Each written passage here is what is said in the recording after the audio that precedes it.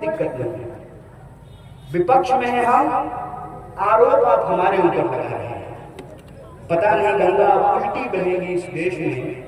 पहले विपक्ष सवाल पूछता था सरकार से, अब सरकार की जो मीडिया है वो सवाल पूछ रही है विपक्ष से। देश में सरकार चला रहे हैं मोदी जी 10 साल से, और यहाँ पे डबल इंजन की सरकार है 20 साल। सवाल किससे पूछा जा रहा है? नेहरू जी से सवाल पूछा। पलायन लोगों नौकरी तो यात्रा के दौरान जब हम चल रहे थे तो एक पत्रकार महोदय ने कहा कि कांग्रेस को नौकरी के बारे में बात करने का अधिकार नहीं है, तो क्या करें हम लोग मंगल पे चले जाएं? इस देश की विपक्षी पार्टी, सबसे बड़ी विपक्षी पार्टी, जिसको देश की जनता ने वोट करके विपक्ष में बिठाया है, स्वीकार करते हैं इसको। जनता ने अगर आपको सत्ता में बिठाया है, हालांकि सवाल पूछ रहे हैं चुनाव आयोग से, अब मिर्ची किसको लग रहा है? भाजपा का। अरे देश के प्रतिपक्ष के नेता राहुल गांधी ने सवाल पूछा चुनाव आयोग से, अब मिर्ची किसको लग गया? भाजपा का है भाई। जितना चुनाव आयोग आपका उतना चुनाव आयोग हमारा, जितना न्यायालय आपका उतना न्यायालय हमारा, जितनी सेना आपकी उतनी सेना हमारी, जितनी पुलिस आपकी उतनी पुलिस हमारी। आपको क्यों मिर्ची लग रहा है? दाल में काला नहीं है, पूरी की पूरी दाल ही काला है। फिर भी स्वीकार करते हैं कि आप प्रधानमंत्री हैं, 140 करोड़ लोगों के प्रधानमंत्री हैं, हमारे भी प्रधानमंत्री हैं आप। 10 साल से प्रधानमंत्री आप हैं। जो जनता आपको प्रधानमंत्री बनाई है, मान लेते हैं कि सब कुछ ईमानदारी से होता है, चलिए आपकी ही बात। उसी जनता ने हमको भी तो विपक्ष में बिठाया है। हम चुने हुए विपक्ष हैं इस देश के, और सत्ता से सवाल पूछना हमारा काम है। संकट में सवाल नहीं पूछेंगे, संकट में सरकार के साथ खड़े रहेंगे। देश में कोई संकट होगा तो सरकार के साथ खड़े रहेंगे, लेकिन जब संकट टलेगा तो सवाल तो पूछा जाएगा कि देश की सुरक्षा की जिम्मेवारी रक्षा मंत्री की, देश की सुरक्षा की जिम्मेवारी गृह मंत्री की। तो सवाल किससे पूछा जाएगा? सरकार चलाएं आप, 8,500 करोड़ का हवाई जहाज से उड़े आप, और सवाल पूछा जाएगा नेहरू जी से? सवाल नेहरू जी से तो नहीं पूछा जाएगा ना। और आप कहते हैं कि 70 साल में हमने कुछ नहीं किया।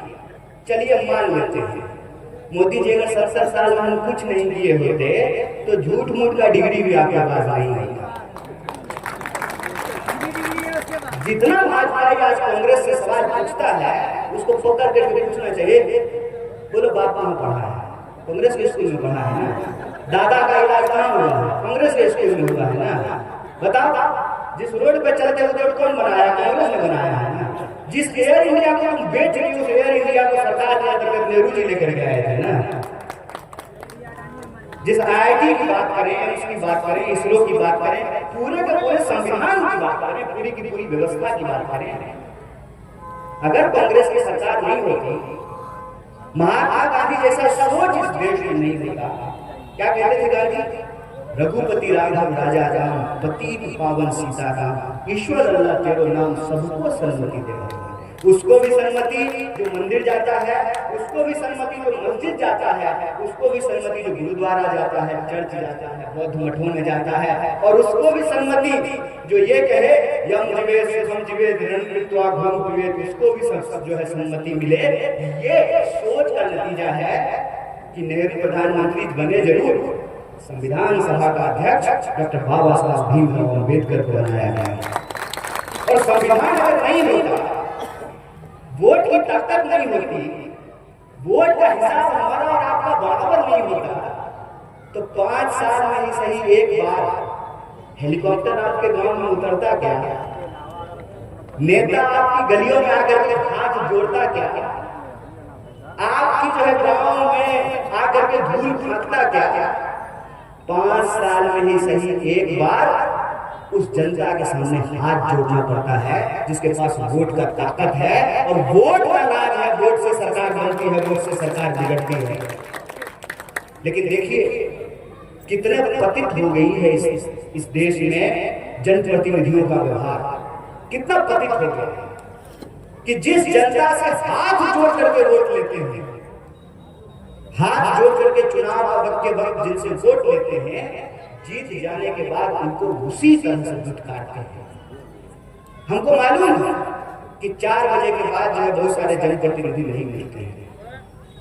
बिहार में शराबबंदी है, उनके लिए कोई बंदी नहीं है, कोई बंदी नहीं है, एकदम होम डिलीवरी है उनके लिए। और 4 बजे के बाद सूरज अस्त, जनप्रतिनिधि मस्त। और हालत यह है कि फोन नहीं उठाते, फोन उठाने पे जवाब देते हैं कि हमको वोट दिए थे, मोदी को वोट दिए थे ना, नीतीश कुमार को वोट दिए थे ना, जाओ उन्हीं से काम करवा दो। और बेलगाम नौकरशाही की हालत ये है, एक चीज बता दीजिए जो बिना कमीशन का होगा। अगर बिना कमीशन का हो जाएगा, माइक बंद करेंगे, चुपचाप अपनी गाड़ी में बैठ करके वापस सिमरिया घर चले जाएंगे। एक चीज बता दीजिए, कहते हैं प्रधानमंत्री बड़ा बड़ा पोस्टर लगा करके कि 5 किलो अनाज मिलता है, जिसको 5 किलो अनाज मिलता है अपना नाम बदल देंगे, खूब मिलेगा तो 4.5 किलो, तो 4.5 किलो अनाज मिलता है, 5 किलो किसी को अनाज नहीं मिलता। जब देश में ही लीडर नहीं होगा, डीलर होगा, चंदा लो धंधा लो, वोट जनता का लेना है, नोट जो है दोस्तों की तिजोरी में पहुंचाना है, वोट हमारा और राज अदानी का, यही देश में चल रहा है। नतीजा क्या है? जब लीडर देश का प्रधानमंत्री होता है तो जनता के बारे में सोचता है, और जब डीलर देश की सत्ता पर बैठता है, गद्दी पर बैठता है, तो अपने बारे में सोचता है। नतीजा क्या है? कोई जनप्रतिनिधि का कुछ नहीं चल रहा है। जिस जनप्रतिनिधि का सेटिंग है नौकरशाही के दफ्तर में, उसका काम होगा और हर चीज पे कमीशन बनेगा। कौन सी आवास योजना जो है बिना कमीशन का चल रहा है? कौन सी योजना चल रही है, मुझे बता दीजिए। ये हकीकत है, और ये हकीकत हमारे सामने में, हमारे आंखों के सामने में ये हो रहा है। अगर यही होता रहा, यही चलता रहा, आप अपने मन से सवाल कीजिए कि वोट का अधिकार बचेगा? चुनाव लड़ने की हिम्मत तो जनता पहले ही छोड़ चुकी है।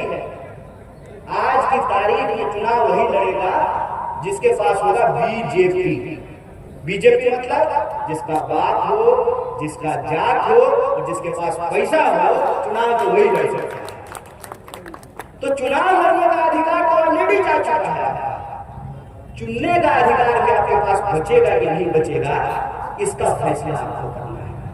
और आप चाहते हैं कि चुनने का अधिकार आपके हाथ में रहे, तो ये जरूरी है कि आप सामाजिक न्याय को समझें।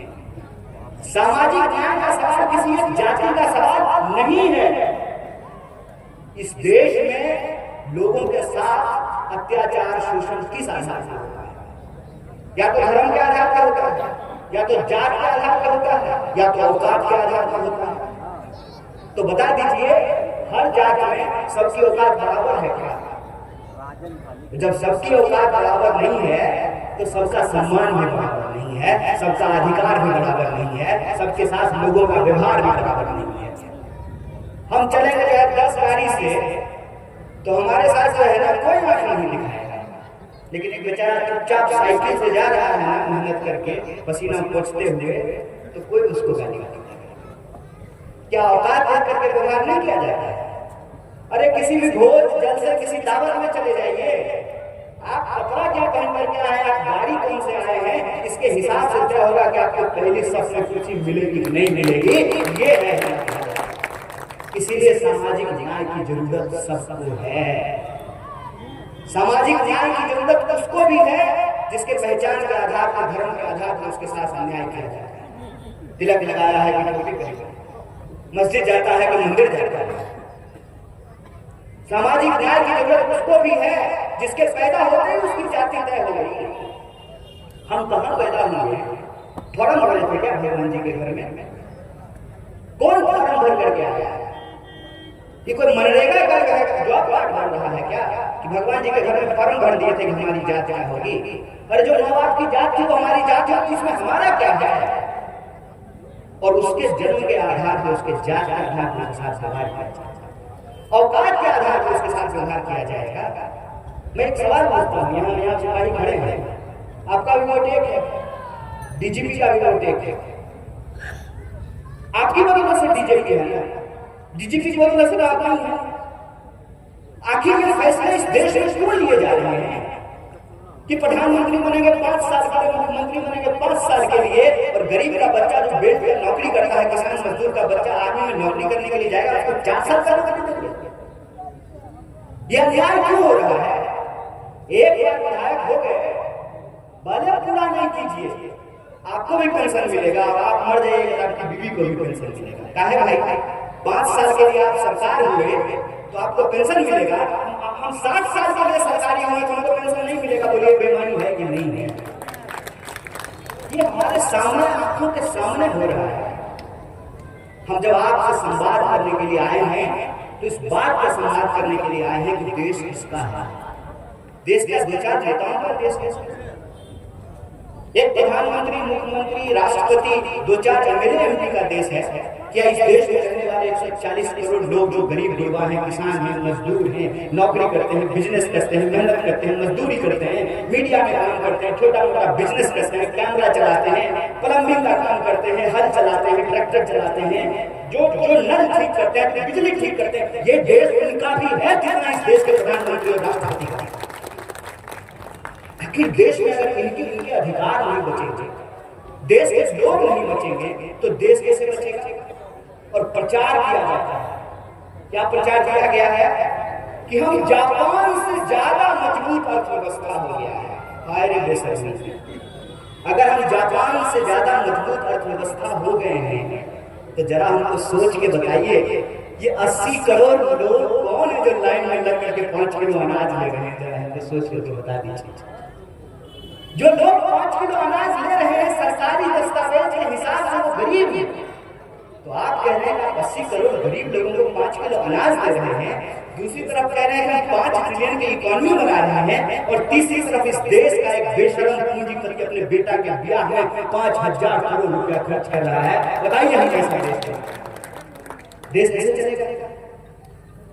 अगर इस देश के लोग जिन्होंने हमको आजादी दिलाई यही सोच करके अगर इस देश बनाए होते, तो क्या आज आंगनबाड़ी में काम करने वाली का बेटा खड़ा होकर के इस देश के प्रधानमंत्री से सवाल कर रहा होता? क्या डालेंगे जेल में? है हिम्मत? आप अगर मेरी जात और मेरी औकात के हिसाब से मेरे साथ शोषण करेंगे तो हम भी अपनी जात और अपनी औकात के हिसाब से आपको बता देंगे कि आप हमसे हैं, हम आपसे नहीं। इस बात को याद रखिएगा। क्या भारत है, भारत की धरती पर अगर तैमूर लंक का इतिहास है तो बलकरण का भी इतिहास है। इस बात को याद रखिएगा। इस बात को याद रखिएगा कि ये भारत है जहाँ राम प्रसाद बिस्मिल्लाह को एक पंडित और एक खान मिलकर के इस देश की आजादी के लिए जान दिया था, जो कहता था सर्वसर्वों की तमन्ना अब हमारे दिल में है, देखना है जो कितना बाजू कातिल है।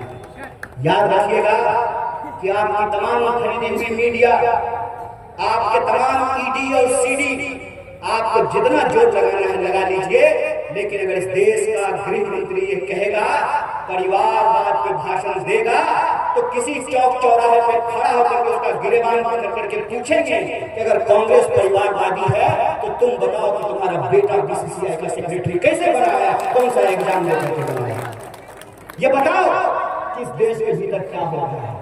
क्यों हर मिनट किसी महिला के साथ अत्याचार हो रहा है? क्यों हर मिनट किसी दलित के साथ अत्याचार हो रहा है? क्यों हर मिनट इस देश के पिछड़ों का अधिकार छीना जा रहा है? क्यों हर मिनट इस देश के भीतर किसान आत्महत्या कर रहे हैं? क्यों इस देश के भीतर हर मिनट कोई जवान आत्महत्या कर रहा है? इस सवाल का जवाब तुमको देना पड़ेगा। तुमको जितनी ताकत लगानी है अपनी झूठ की ताकत लगा लो, लेकिन याद रखना बादल कितना भी घना ना हो, सूरज को चमकने से रोक नहीं सकता है। सूरज चमकेगा, वो सूरज चमकेगा, आफताब चमकेगा, उसको तुम रोक नहीं सकते। इस बात को याद रखना। आज हमारे देश की स्थिति ये है कि जो सच बोले उसको ये बदनाम करने की कोशिश करते हैं। क्यों राहुल गांधी को ये उल्टा पुल्टा बोलते हैं? करोड़ों रुपया खर्च किया है उस आदमी का चरित्र बिगाड़ने के लिए। क्यों? क्योंकि उनके द्वारा उठाए गए सवाल का जवाब उनके पास नहीं है। याद कीजिए राहुल गांधी ने क्या कहा था।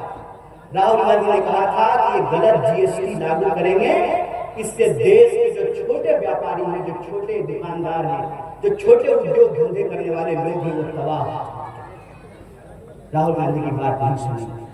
राहुल गांधी ने कहा कि आप नोटबंदी करेंगे तो इस देश के जो छोटे व्यापारी हैं वो बर्बाद हो जाएंगे, क्योंकि वो नकदी का व्यापार करते हैं, उनका लेन देन नकदी का होता है। जो अड़तीय होते हैं, जो केला लाते हैं, सेब लाते हैं, जो बेचते हैं, खरीदते हैं, जो गोलगप्पे का ठेला लगाता है, जो छोटा दुकान चलाता है, जिसकी किराने की दुकान है, वो नोटबंदी से तबाह हो जाएगा।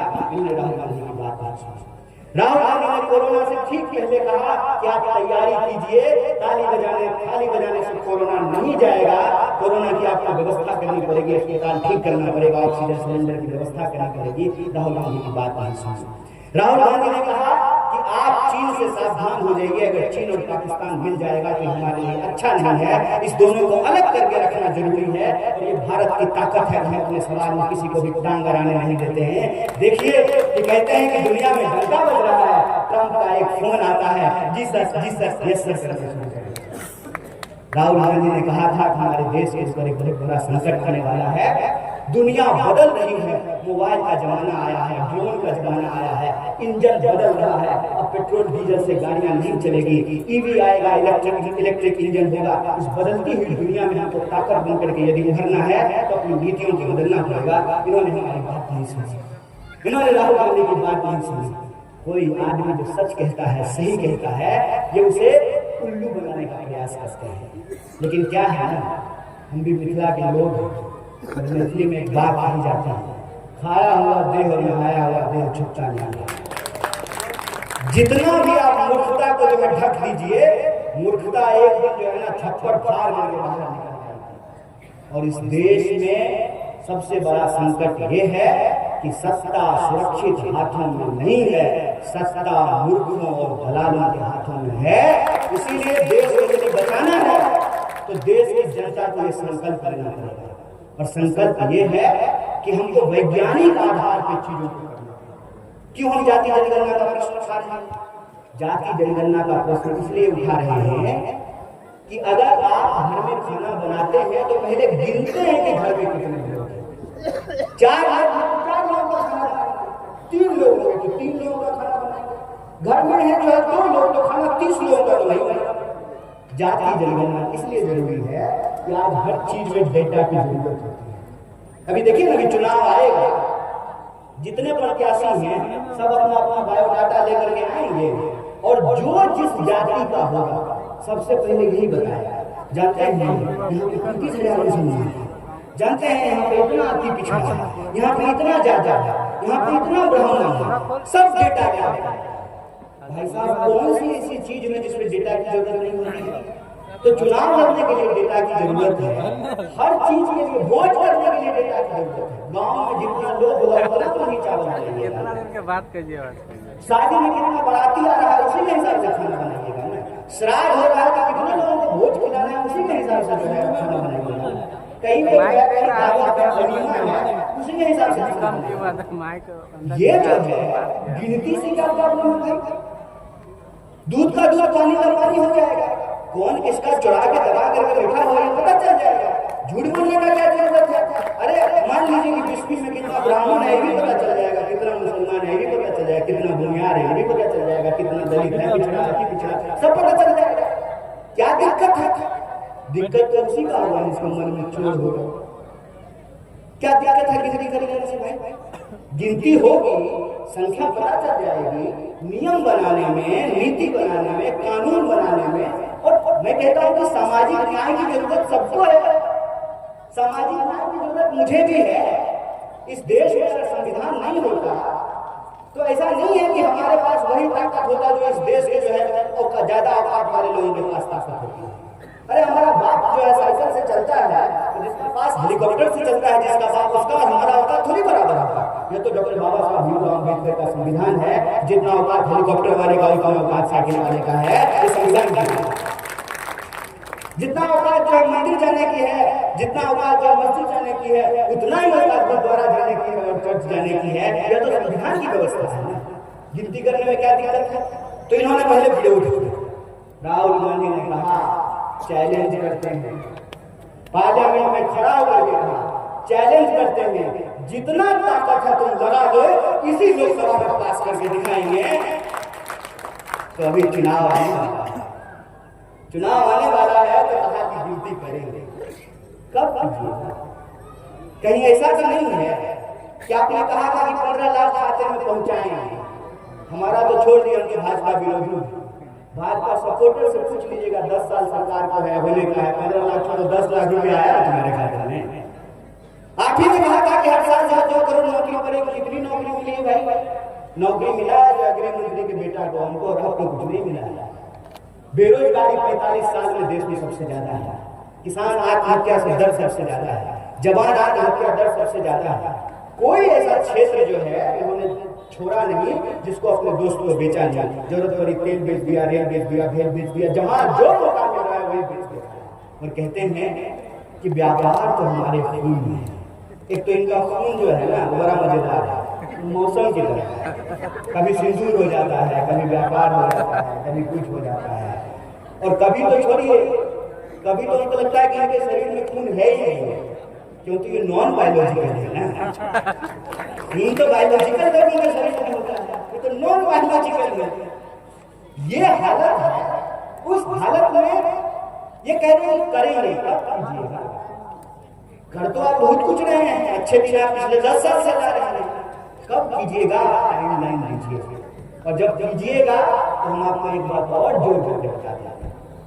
भारत के संविधान के अनुच्छेद 15(5) में यह साफ लिखा हुआ है कि निजी क्षेत्र में भी भागीदारी सुनिश्चित करना पड़ेगा। इसके लिए नया कानून लाने की जरूरत नहीं है, संविधान में ऑलरेडी लिखा हुआ है। तो इसको करने में क्या है, नेकी और कुछ अगले साल से शुरू कर दिए प्रधानमंत्री जी। 15(5) के सवाल पर लोग लगातार रहे हैं। और एक बात कहते हैं, देखिए किसी को अगर बुरा लगे तो लगे, जो सच्चाई है बोलो। सच्चाई ये है कि अगर पिछड़े, अति पिछड़े, अब तो ईबीसी हुई, अब जो है उसमें ईडब्ल्यूएस हुई, उसमें गरीब लोग पिछड़े भी हैं, अति पिछड़े भी, हर धर्म में जो है पिछड़े और अति पिछड़े भी। सवाल ये है कि अगर भागीदारी की जरूरत 70% लोगों की है तो सीमा 50% का क्यों रहेगा? क्यों आपस में जो है प्रभावित लोगों को आप करा रहे हैं? ये तो वही खेल हो गया कि हम जो है 10 रोटी लेकर के यहाँ बैठे और सामने 20 लोग, ठीक है, हम अकेले 10 रोटी लेकर के बैठ गए और सामने 20 लोग हैं। हम एक रोटी उठाएं और कहें कि जो सबसे ज्यादा जंप करोगे उसको एक रोटी देंगे, तो हर जंप में एक को तो रोटी मिलेगा, बाकी 19 लोग क्या होगा, छट जाएगा। लेकिन हमारे पास 9 रोटी बची रहेगी। तो मैं कहता हूं, हे देश की जनता, 5 ट्रिलियन इकोनॉमी में ना आपका हिस्सा कितना है? प्रधानमंत्री 8,500 करोड़ के हवाई जहाज पर घूम रहे हैं, आपकी आमदनी कितनी है जरा मुझे बता दीजिए। धन और धरती अगर बटनी ही है तो धन और धरती ईमानदारी से बटे। भागीदारी की जरूरत अगर 65% हो तो सीमा 50% की क्यों रहे, 50% की सीमा को हटाया जाए। ये सामाजिक न्याय के संवाद हम उठाना चाहते हैं, कहना चाहते हैं। और ये तो मुद्दे हम आपके सामने गिना रहे हैं। औने पौने दाम में देश की संपत्ति अपने दोस्त को देना, चंदा दो धंधा दो योजना के तहत देश की संपत्ति अपने दोस्त को देना, देश की ऐसी स्थिति बनाना, क्या कहते थे, डंका बज रहा। डंका अगर बज रहा होता तो ट्रंप की ये हिम्मत नहीं होती कि हमसे बिना पूछे वो सीज फायर की घोषणा कर देता। मजाल है वो कौन होता है कि हमारे देश का सीज फायर का घोषणा वो करेगा? हमारे प्रधानमंत्री करते, हमारे विदेश मंत्री करते, हमारे सेना के अध्यक्ष करते, वो कौन होता है इस बात की घोषणा करने? ये आदमी झूठा है। मैं तो कहता हूं कि ये इस कदर झूठा है कि झूठ की मुलाकात अगर इससे हो जाए तो झूठ जो है इसके पैर में नतमस्तक हो जाएगा। इतना बड़ा ये आदमी झूठ बोल रहा है, इस देश के लोगों को बना रहा है। और इस देश के लोगों को बनाने की इसकी सबसे बड़ी साजिश जो है वो ये है कि धर्म के नाम पे लोगों को आपस में कैसे लड़ाना चाहिए। ये बहुत आसान है। अच्छा जानते हैं ये भी इसका ओरिजिनल आइडिया नहीं है। जिसकी ये जासूसी किया करते थे ना जनरल डायर की, अंग्रेजों की, उसी से सीख करके ये प्लान जो है भारत के लोगों को लागू कर रहे हैं। ये मत सोचिए कि हिंदू मुसलमान का पॉलिटिक्स इसका ओरिजिनल आइडिया है। ये आइडिया असल में अंग्रेजों का आइडिया है। और मैं आपको कसम से बता देता हूँ, मुझे झूठ नहीं बोलने आता। कौन सा प्रधानमंत्री बन गए झूठ बोलेंगे? मैं सच आपको बताता हूँ कि ये आइडिया अंग्रेजों का। अंग्रेज क्या कहते थे? फूट डालो राजा। इस देश की आवाम को हम लोग भावुक लोग होते हैं। कोई भी चुगली चुगली बातें करके हमारी भावनाओं को भड़का करके अपना काम करके चला जाता है। हम भावुक लोग हैं। मैंने अंग्रेज आया जहांगीर के दरबार में कहा कि हम व्यापार करने आए हैं, जब यहाँ कहा कोई भी हमारे यहाँ आया हम लोग बोले कोई दिक्कत नहीं, आओ रहो, हमारे पास बहुत है। आपने कभी सुना है कि भारत के लोग कहीं जाकर के हमला कर दिए, किसी इलाके को कब्जा कर लिया? अरे हम लोग जो है ना बड़े मस्त लोग। प्रकृति ने जो हमको नदी के गोद में दिखाया। मेरे एक जिले में 5 नदी बहती है। इतना पानी है कि सिर्फ हमारे आंखों में नहीं हमारे दिलों में भी पानी है, करुणा है, दया है। किसी का हमला नहीं करता। तो अंग्रेज आया, अंग्रेज देखा यहाँ के लोग बड़े भावुक, इनको आपस में लड़ा दो, फिर इनका सारा माल सफेद करके ले जाए।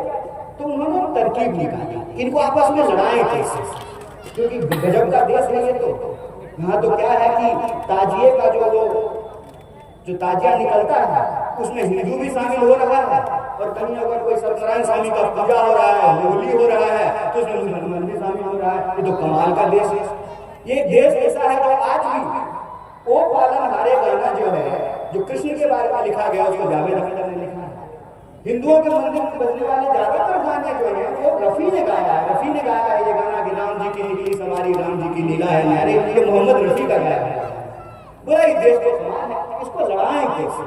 मैं धर्म के आधार पर इसको लड़ा सकता हूँ। 1857 में विद्रोह के बाद अंग्रेजों को यह बात समझ में आई। तो बोला लड़ाई बहुत आसान है। सुअर काटो, मस्जिद में देखो, गोवंशियों से काटो और मस्जिद मंदिर में देखो, लड़ाई हो जाएगा। और लड़ाई होंगे। ये बात इनके ये जो जासूस हैं तब अंग्रेजों के साथ चाय पे चर्चा किया करते थे, आजकल हम लोगों के साथ चाय पे चर्चा करने के लिए आए।